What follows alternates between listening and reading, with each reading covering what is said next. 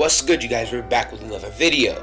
And today I want to talk about one of the most gifted, one of the most likable, one of the most athletic players in this league, and that is Zion Williamson. And I want to talk about Zion Williamson because although I'm one of those people that think NBA fans are getting more impatient and more impatient, it seems like Zion has to take that next step.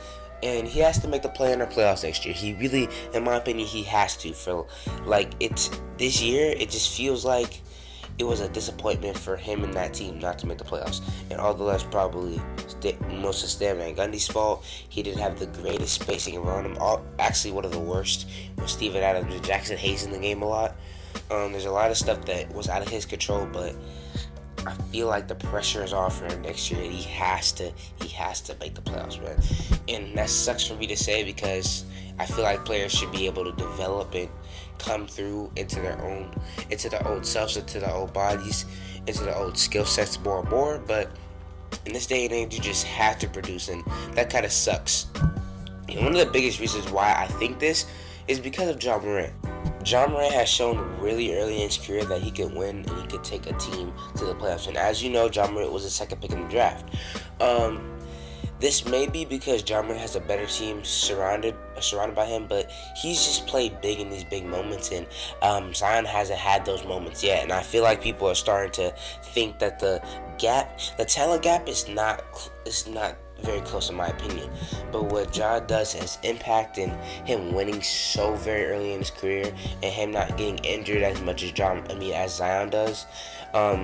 It's interesting how the gap is starting to really close, especially with how good Ja Morant has done in these playing games that he's played in, and we'll see today if he does get in the playoffs. So that's really the biggest reason why I feel like he really has to win, or at least got to get in the play next year. He can't be at home again. He can't. He really can't. And the Pelicans can help him with that. They give him better spacing, give him better pieces, fire Stan Van Gundy, things like that. So although this is really all on Zion, this is a big part on Zion and just having to be a better player, not doing the same stuff, probably developing a little bit of more of a jump shot next year. Although you are one of the most dominant players in this league, you need to be able to develop something outside of 15 feet or 10 feet. You know what I'm saying? Be better at free throws, things like that. His playmaking was so good at the end of the year before he got hurt, which is something that he developed a lot through this year. His ball handling has been really good, so that is something that I'm not worried about, and his defense has to be better. He has to be better on defense. He can't. That was one of the biggest things about him coming into the NBA, and he just hasn't been on the defensive side. Maybe he's not going to be as good of a defender because he's that good of an offensive player and puts all that effort onto offense, but he has to be better on the defensive side. He can't be a negative. So that's what I really wanted to talk about Zion Williamson today, because man, if you just keep losing, you're going to start getting that stigma, and I don't think Zion's that type of player. I feel like and although the team is not perfect fit around him, they have talent. Brandon Ingram, Lonzo Ball. Hopefully, I'm a Lonzo fan. Hopefully, Lonzo's gone this year and goes to the Knicks, Bulls, or something like that. But they got Brandon Ingram, Lonzo Ball. Steven Adams is still a decent center, although it's a bad fit. Eric Bledsoe. That Marshall kid is pretty good. They don't have the biggest talent, but they have some really good players. And Brandon Ingram, another borderline all-star. Those two players should be able to make the playing game over the San Antonio Spurs, in my opinion. They just have to be better. And they were right there, and Zion hurt his finger, so that sucks. And I hope this injury thing doesn't become a trend. He gets an injury every year.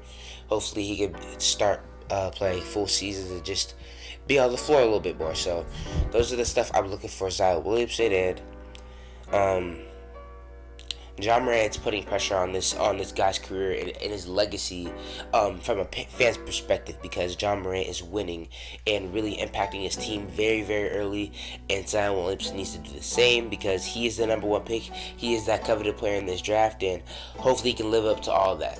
On a lighter note, Adam Silver was this close to having the perfect play, and that's so tough, bro. Man, I'm about to have LeBron, Steph, Ja, and Zion all in the same playing game? Hello? Commissioner Silver, Zion Williamson just got hurt. What?